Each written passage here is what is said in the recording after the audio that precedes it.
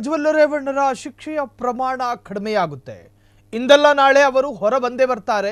ಸರ್ಕಾರದ ಷಡ್ಯಂತ್ರದಿಂದ ಪ್ರಜ್ವಲ್ ಅಣ್ಣನಿಗೆ ಮೋಸ ಆಗಿದೆ. ಪ್ರಜ್ವಲ್ ರೇವಣ್ಣರ ಶಿಕ್ಷೆಯ ಪ್ರಮಾಣ ಕಡಿಮೆಯಾಗುತ್ತೆ. ಇವತ್ತಲ್ಲ ನಾಳೆ ಹೊರ ಬಂದೇ ಬರ್ತಾರೆ.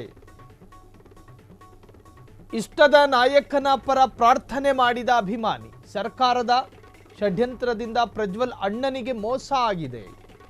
ಸರ್ಕಾರ ಬಿದ್ದ ಮೇಲೆ ಆದರೂ ಪ್ರಜ್ವಲ್ ಬಾಸ್ ಹೊರ ಬರ್ತಾರೆ. ಸೋಷಿಯಲ್ ಮೀಡಿಯಾದಲ್ಲಿ ಪ್ರಜ್ವಲ್ ಬಿಡುಗಡೆಗೆ ಪ್ರಾರ್ಥನೆ ಮಾಡಿದ ಅಭಿಮಾನಿ. ರಾಜನಂತೆ ಬದುಕಿದ್ದ ಅಣ್ಣನಿಗೆ ಒಳ್ಳೆಯದಾಗಲಿ ಎಂದು ಕಣ್ಣೀರಿಟ್ಟ ಅಭಿಮಾನಿ. ಬಿಡುಗಡೆಯಾಗಿ ಬರೋವರೆಗೂ ಪ್ರಾರ್ಥನೆ ಮುಂದುವರಿಸುತ್ತೇನೆ ಎಂದ ಪ್ರಜ್ವಲ್ ಅಭಿಮಾನಿ. ಪ್ರಜ್ವಲ್ ರೇವಣ್ಣರ ಶಿಕ್ಷೆ ಪ್ರಮಾಣ ಕಡಿಮೆ ಆಗುತ್ತೆ ಅನ್ನೋ ನಿರೀಕ್ಷೆಯಲ್ಲಿ ಅಭಿಮಾನಿಯೊಬ್ಬ ಇದ್ದಾನೆ. ಅತ್ಯಾಚಾರ ಪ್ರಕರಣವೊಂದರಲ್ಲಿ ಜೀವಿತಾವಧಿಯವರೆಗೂ ಜೈಲಿನಲ್ಲಿ ಇರಬೇಕಾದ ಶಿಕ್ಷೆಗೆ ಗುರಿಯಾಗಿರುವಂತಹ ಮಾಜಿ ಸಂಸದ ಪ್ರಜ್ವಲ್ ರೇವಣ್ಣ. ಪ್ರಜ್ವಲ್ ರೇವಣ್ಣರ ಪರ ವಕೀಲರು ಮೊನ್ನೆ ವಕಾಲತ್ ಮಾಡಿದ್ರು.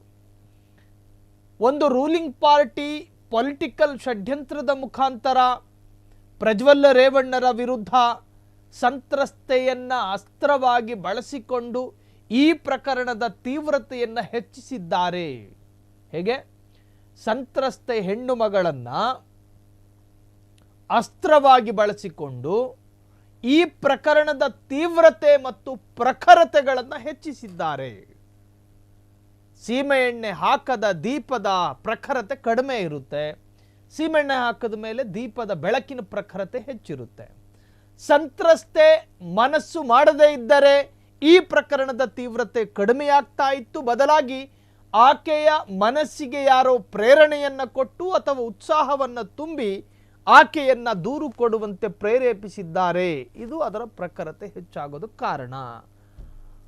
ಹಾಗಾಗಿ ಆತನೊಬ್ಬ ಸಂಸದನಾಗಿದ್ದವನು, 5 ವರ್ಷಗಳ ಕಾಲ ಲೋಕಸಭಾ ಸದಸ್ಯನಾಗಿದ್ದವರು, ಜನಪ್ರತಿನಿಧಿ ಅನ್ನುವ ಕನ್ಸರ್ನ್ ಆಧಾರದಲ್ಲಿ ಆತನಿಗೊಂದು ಮಾಫಿ ಅಥವಾ ಈ ಪ್ರಕರಣದಲ್ಲಿ ಜಾಮೀನು ಕೊಡಬೇಕು ಅಂಥೇಳಿ ವಕಾಲತ್ ಹಾಕಿದ್ರು. ಆದರೆ ಅದನ್ನು ಪುರಸ್ಕೃತಗೊಳಿಸುವುದಕ್ಕೆ ಸಾಧ್ಯ ಆಗಲಿಲ್ಲ ಪೀಠಕ್ಕೆ.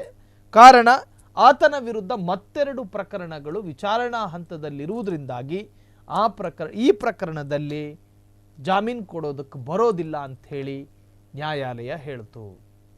ಈಗ ಆತನ ಅಭಿಮಾನಿಯೊಬ್ಬ, ಪ್ರಜ್ವಲ್ ರೇವಣ್ಣರ ಅಭಿಮಾನಿ, ನಮ್ಮ ಬಾಸ್ ಹೊರಗೆ ಬರ್ತಾರೆ ಇವತ್ತಲ್ಲ ನಾಳೆ, ಪಕ್ಷ ಬದಲಾಗಬೇಕು ಅಷ್ಟೇ, ಇದು ರಾಜಕೀಯ ಪ್ರೇರಿತ, ನಮ್ಮ ಅಣ್ಣನಿಗೆ ಅವಮಾನ ಆಗಿದೆ, ಮೋಸ ಆಗಿದೆ, ಅನ್ಯಾಯ ಆಗಿದೆ, ಮೋಸ ಆಗಿದೆ ಅಂಥೇಳಿ ಪ್ರಾರ್ಥನೆ ಸಲ್ಲಿಸುವುದರ ಮುಖಾಂತರವಾಗಿ ಸೋಷಿಯಲ್ ಮೀಡಿಯಾದಲ್ಲಿ ಬಹಳಷ್ಟು ಪ್ರಾರ್ಥನೆಯ ವಿಡಿಯೋಗಳು ಕೂಡ ವೈರಲ್ ಆಗ್ತಾ ಇದೆ. ರಾಜನಂತೆ ಬದುಕಿದ್ದ ಪ್ರಜ್ವಲ್ ರೇವಣ್ಣ ಇವತ್ತಲ್ಲ ನಾಳೆ ಬಿಡುಗಡೆ ಆಗ್ತಾರೆ ಅನ್ನುವಂಥ ನಿರೀಕ್ಷೆಯನ್ನು ಇಟ್ಟುಕೊಂಡಿದ್ದಾನೆ. ಕ್ಷಣ ಕ್ಷಣದ ಸುದ್ದಿಗಳಿಗಾಗಿ ಫ್ರೀಡಂ ಟಿವಿ ಸಬ್ಸ್ಕ್ರೈಬ್ ಮಾಡಿ, ಲೈಕ್ ಮಾಡಿ ಹಾಗೂ ಫಾಲೋ ಮಾಡಿ. ಹೊಸ ಸುದ್ದಿಗಳ ನೋಟಿಫಿಕೇಶನ್ಗಾಗಿ ಬೆಲ್ ಐಕಾನ್ ಮೇಲೆ ಕ್ಲಿಕ್ ಮಾಡಿ.